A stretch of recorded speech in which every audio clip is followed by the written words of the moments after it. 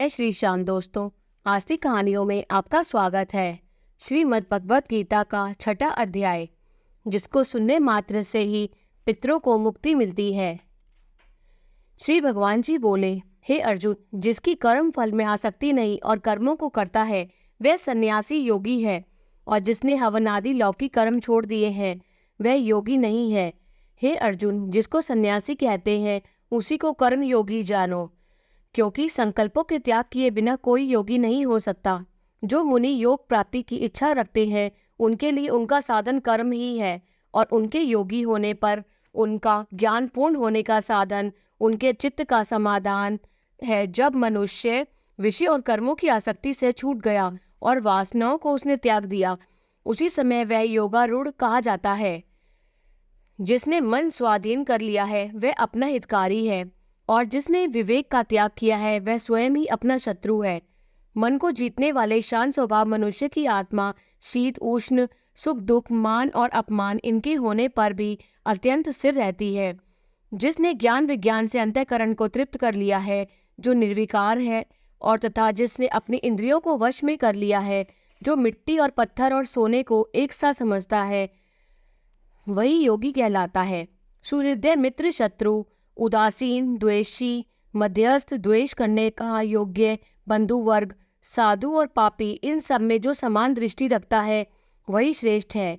योगी पुरुष को मन और आत्मा को अपने वश में करने के वासनाओं और समस्त प्रपंचों को त्याग कर एकांत स्थान में पहले कुश, उसके ऊपर मृगादिक का चर्म और उसके ऊपर वस्त्र बिछावे। स्थान ना तो बहुत ऊंचा ना बहुत नीचा हो, उसी पर मन को एकाग्र करके चित्त और इंद्रियों को रोककर बैठना चाहिए। आत्मशुद्धि के लिए योग करना चाहिए। शरीर, मस्तक और गर्दन को सम करके अचल होकर स्थिर होवे, और अपनी नाक के अग्रभाग को देखता हुआ सब दिशाओं से अपनी दृष्टि हटाए रहे। भय रहित होकर शांत चित्त से ब्रह्मचर्य व्रत का पालन कर मन को रोककर मुझ में ही लीन हो मन को योग में लगावे। इस प्रकार मन को वश में करके वाले योगी को निरंतर योगाभ्यास करते रहने में मुझ में रहने वाली और अंत में निर्वाण पद अर्थात मेरे स्वरूप में लीन करने वाली शांति प्राप्त होती है। हे अर्जुन, जो अधिक भोजन खाता है या अनेक दिन उपवास करता है, जो बहुत सोता है या जागता रहता है, उसको योग प्राप्त नहीं होता। जो उपयुक्त आहार और विहार करता है तथा कर्मों का योग रीति से पालन करता है तथा जो तथा समय सोता रहता है और जागता है, योग ऐसे पुरुषों का दुख मिटा देता है। तब संयम को प्राप्त हुआ चित्त अपनी आत्मा में स्थिर हुआ जानो और सब कामनाओं से निवृत्त हो जाता है। तभी योगी मोक्ष पद पा जाता है। जिस प्रकार वायु रहित स्थान पर रखा हुआ दीपक चलायमान नहीं होता, उसी प्रकार योगी अपने चित्त को निश्चल रखकर उसका संयम करता है और अंतःकरण की समाधि लगाता है।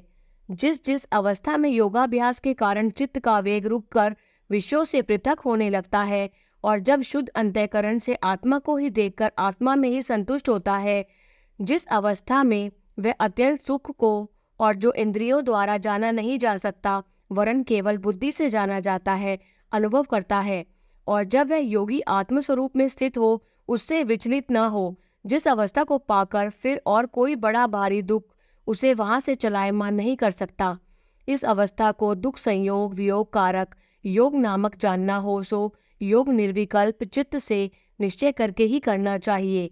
संकल्प से उत्पन्न होने वाली समस्त कामनाओं को त्याग कर और मन में सकल इंद्रियों को चारों ओर से रोककर धैर्य के साथ बुद्धि को अपने अधीन कर धीरे धीरे विषयों से दूर हटे, और भली भांति मन को आत्मा में स्थिर करके किसी पदार्थ की चिंता न करे। वह चंचल और अस्थिर मन जिधर जिधर जाए उधर उधर से इसको हटाकर आत्मा के वश में करना चाहिए। इस प्रकार शांत चित्त तथा रजोगुण से रहित निष्पाप तथा ब्रह्म स्वरूप योगी को उत्तम सुख प्राप्त होता है।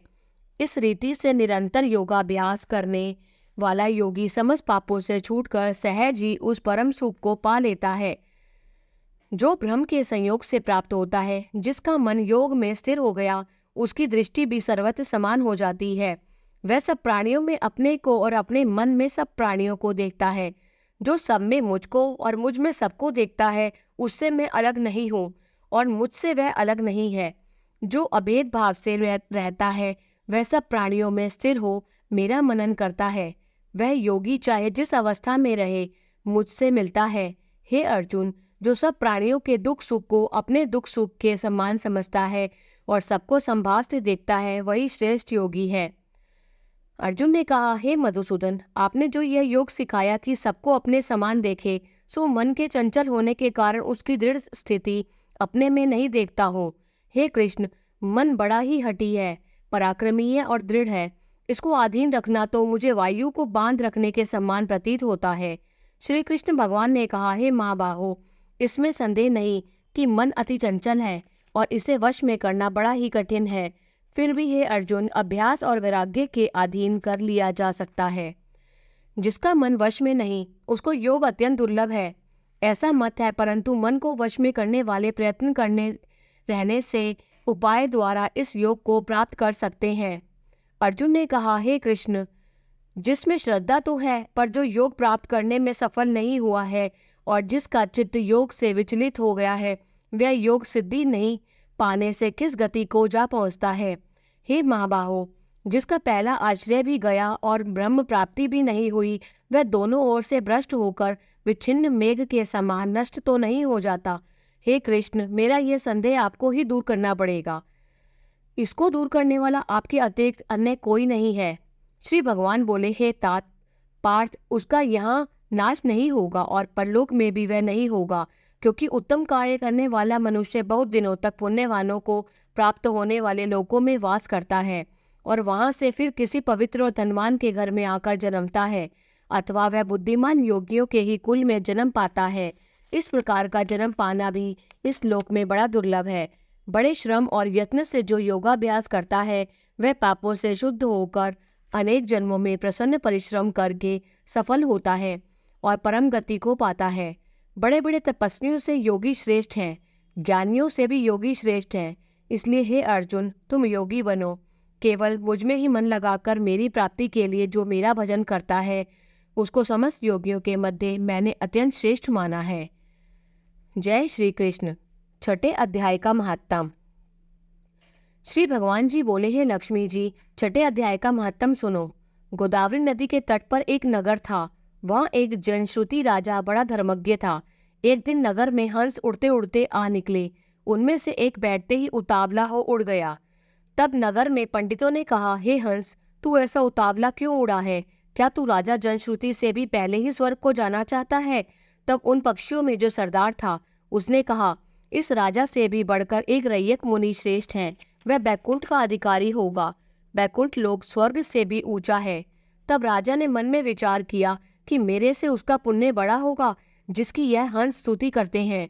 यह विचार करके राजा ने कहा कि चलकर उसके दर्शन करने चाहिए। राजा ने सारथी से रथ मंगवाकर उस पर बैठ प्रथम बनारस श्री काशी जी में जाकर गंगा स्नान कर ब्राह्मणों को दान दिया और शिवजी महाराज के दर्शन किए। फिर लोगों से पूछा, यहाँ कोई रैयक मुनि रहते हैं? लोगों ने कहा, नहीं। फिर राजा ने उत्तर दिशा को जाकर बद्री नारायण को परसा।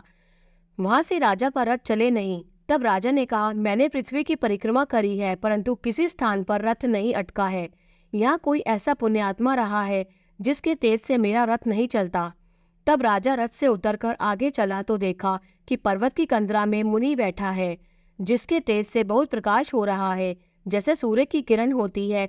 तब राजा ने देखते ही कहा, यह रैयक मुनि होंगे। राजा ने दंडवत कर चरण वंदना करी तथा हाथ जोड़ करके स्तुति करी।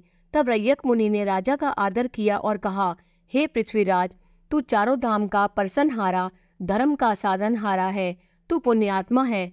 तब राजा ने मुनि से कहा कि आपका तेज ऐसा किसके बल से है? तब मुनि ने कहा, हे राजन, मैं नित्य प्रति गीता जी के छठे अध्याय का पाठ करता हूँ।